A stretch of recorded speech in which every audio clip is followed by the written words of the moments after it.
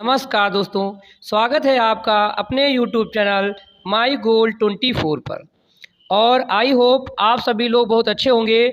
और जैसा कि यूपीपी की परीक्षा की डेट भी निर्धारित है, तो आप लोग बहुत ही अच्छी तरीके से तैयारी कर रहे होंगे। और जो लोग हमारे चैनल पे पहली बार आए हैं, वो चैनल को लाइक कर दें, सब्सक्राइब कर लें और ज़्यादा से ज़्यादा अपने दोस्तों को शेयर कर दें।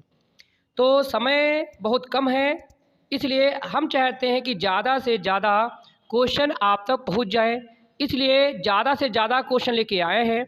आज हम वर्णमाला से क्वेश्चन लेके आए हैं, जो कि हर एग्ज़ाम में ज़रूर पूछे जाते हैं। जो पुलिस परीक्षा है उसमें ज़रूर क्वेश्चन आएंगे, इसलिए आप पूरा वीडियो देखें। आप तो शुरू करते हैं आज का क्वेश्चन। पहला क्वेश्चन है, निम्नलिखित हिंदी वर्णों में से अयोगवाह वर्ण कौन सा है? आपको अयोगवाह वर्ण बताना है, किसमें से अयोगवाह वर्ण कौन सा है। तो आपका इसमें जो ऑप्शन दे रखे हैं, तो सही ऑप्शन जो आपका है वो ऑप्शन हो जाएगा ऑप्शन नंबर बी। आपका अंग और आह ये आपके अयोगवाह वर्ण हैं, जो कि आपका ऑप्शन नंबर बी सही है। इसमें अंग आपका अनुस्वर बोला जाता है और आह आपका विसर्ग होता है। ये भी आप नोट कर सकते हैं। आते हैं दूसरे क्वेश्चन पे। दूसरा क्वेश्चन है, निम्नलिखित वर्णों में से कौन सा वर्ण मूर्धन्य नहीं है?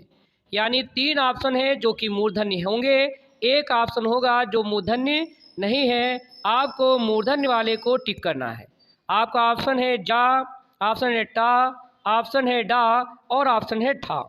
तो इसका सही ऑप्शन हो जाएगा ऑप्शन नंबर ए, जा जो है मूर्धन्य नहीं है।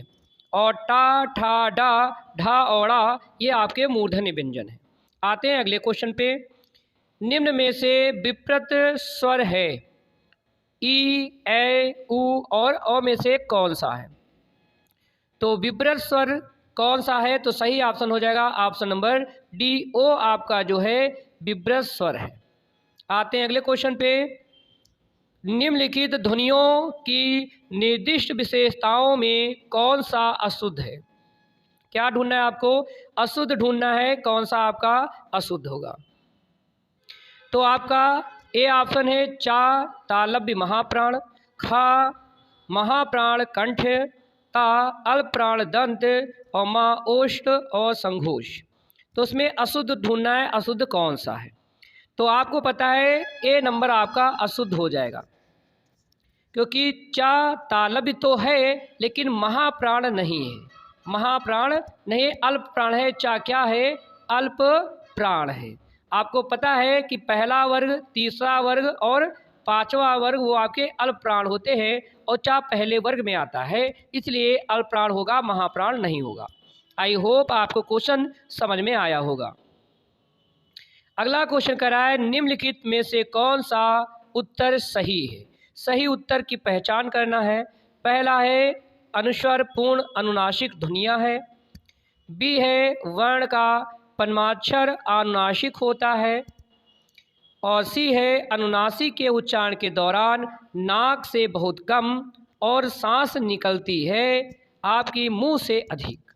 तो ये सारे पॉइंट आपके सभी सही हैं, इसलिए आपका ऑप्शन हो जाएगा फर्स्ट, सेकेंड और थर्ड, जिसमें तीनों हों। ये ऑप्शन हो जाएगा आपका डी ऑप्शन। कौन सा हो जाएगा? डी ऑप्शन आपका हो जाएगा। अगला क्वेश्चन है, कंठ ध्वनि का उदाहरण है चा, टा, का और ता। तो आपको पता है कि कंठ ध्वनियाँ क्या होती हैं? का, खा, गा, घा और अंगा, ये आपकी कंठ ध्वनियाँ हैं। तो ये आपकी कंठ ध्वनि नहीं है, ये भी नहीं है और ये भी नहीं है। आंसर हो जाएगा आपका सी ऑप्शन। अगला क्वेश्चन है, निम्नलिखित में से तालव्य वर्ण है। आपका ऑप्शन है, ये ऑप्शन आपका दे रखा है का, कि का में आपका चा दे रखा है, खा ऑप्शन में ता दे रखा है, गा ऑप्शन में टा दे रखा है और घा ऑप्शन में जा दे रखा है। यहाँ पे डैश नहीं लगाया तो ऐसा लगता है का चा दोनों एक साथ दे रखे हैं, लेकिन वो ऑप्शन है आपके ये नंबर्स है। तो यहाँ पे आपका तालव्य वर्ण आपका है, तो ऑप्शन हो जाए तालव्य वर्ण कौन से होते हैं? चा, छा, जा, झा और या, ये आपके तालव्य वर्ण हैं। इसलिए इसका ऑप्शन कौन सा हो जाएगा? इसमें आपका कौन सा आ जाएगा? तालव्य वर्ण में आपका ऑप्शन हो जाएगा चा, जो कि चा है, तो चा यहाँ पे आता है। और आपका कौन सा हो जाएगा, जा यहाँ आता है और जा यहाँ भी है। इसका मतलब का ऑप्शन और आपका घा ऑप्शन जो है ये आपके तालव्य वर्ण के उदाहरण इन ऑप्शन में दे रखे हैं। तो का ऑप्शन के अनुसार आपका का हो जाएगा, का में जो दे रखा है आपका चा, एक तो चा हो जाएगा, और घा ऑप्शन के लिए घा दे रखा है तो आपका ऑप्शन आपका घा हो जाएगा, ऑप्शन नंबर सी हो जाएगा। इसमें का और घा ये तालव्य वर्ण नहीं है, ये ऑप्शन दिए हैं का ऑप्शन और घा ऑप्शन। का ऑप्शन का चा और घा ऑप्शन का जा आपका तालव्य वर्ण है, इसलिए ऑप्शन का और ऑप्शन घा आपका आंसर हो जाएगा, ऑप्शन नंबर 3। आई होप आपको क्वेश्चन समझ में आया होगा। अगला क्वेश्चन है ऊष्म वर्ण है शा श सा टा ठा डा चा छा जा या रा ला वा। तो आपको होता है ऊष्म ध्वनि कौन सी होती हैं, आपकी शा, शा, शा और हा, ये आपके ऊष्म हैं, इसलिए ऑप्शन नंबर आपका कौन सा हो जाएगा, ए हो जाएगा, 10 का ए राइट आंसर। अगला क्वेश्चन है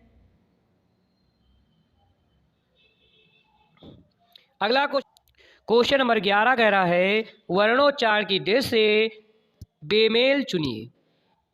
बेमेल मतलब जो सही नहीं है वो आपको चुनना है। ओ और औ कंठोष्ठ है, सही है। ठा और डा मूर्धन्य है, ये भी सही है।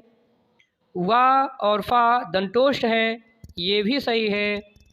और दा और धा तालु हैं, ये सही नहीं है। तो यही हमारा हो जाएगा बेमेल और ऑप्शन हो जाएगा आपका बी। अगला क्वेश्चन है निम्न में पार्श्विक वर्ण कौन सा है। आपको हमने बताया था कि पार्श्विक वर्ण कौन सा होता है, तो सही ऑप्शन आपका हो जाएगा या, ऑप्शन नंबर ए आपका राइट आंसर।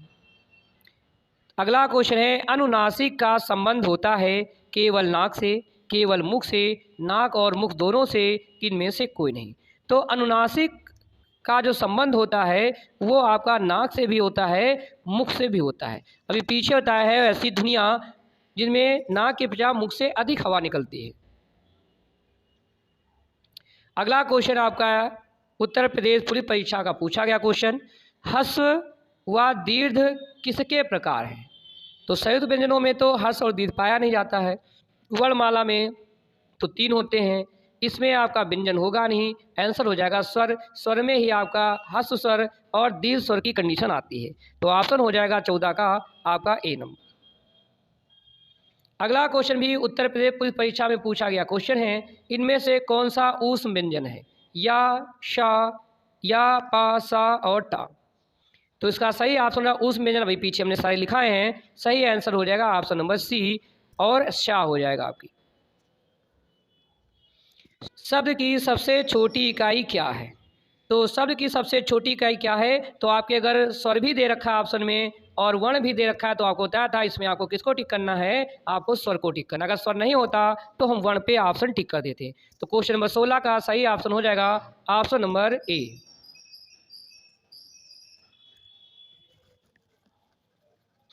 क्वेश्चन नंबर 17 कह रहा वर्ण का अर्थ नहीं है रंग, अक्षर, सुंदर की जाति। तो वर्ण मतलब रंग होता है, ये तो सही है।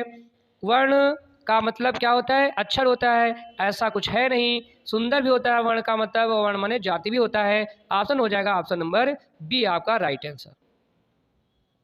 इस अघोष वर्ण नहीं है, ध्यान देना, आपका ऑप्शन है आपके 4 दे रखे हैं, कौन सा अघोष वर्ण नहीं है। तो आपको पता है अघोष वर्ण कितने आपके होता है, एक अघोष वर्ण, एक होता है आपका घोष वर्ण। एक होता है आघोष होता है और एक होता है घोष। आपकी पंक्ति का पहला और दूसरा जो वर्ग है उसके सभी वर्ण आपके अघोष होते हैं, और इधर जो आपका स्पर्शी व्यंजन में से जो आपके पीछे के 3 होते हैं, 3 वर्ग, जो 3 वर्ग, 4 वर्ग, 5वां वर्ग है, उसके वर्ण जो है घोष वर्ण होते हैं। तो इसमें ऑप्शन को देखें अगर, तो यहाँ पे शा ये भी आपका अघोष में लिखा था और पा भी आपका अघोष है। आपका पा और फा ये भी आपके अघोष वर्ण हैं।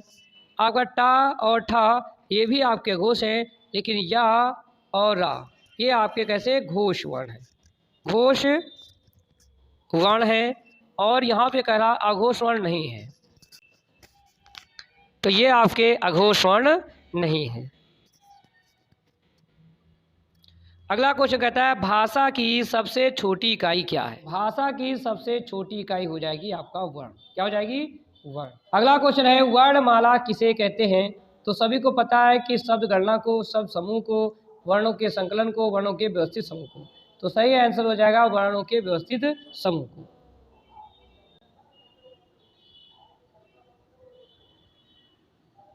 निम्न में से कंठ ध्वनियाँ कौन सी हैं।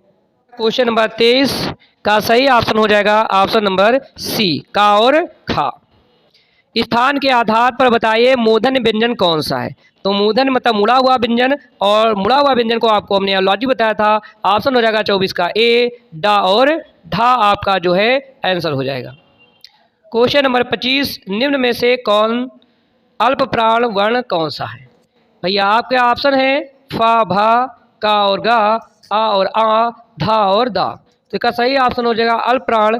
और महाप्राण के कंडीशन देखें तो आपका पहला, तीसरा और पांचवें वर्ग में आने वाले वर्ण आपके अल्प प्राण होते हैं। तो इस प्रकार से का और गा ये दोनों आपके पहले और तीसरे खंड में आते हैं। तो इसका मतलब आंसर हो जाएगा आपका कौन? B option. तो ये थे हमारे आज के 25 क्वेश्चन।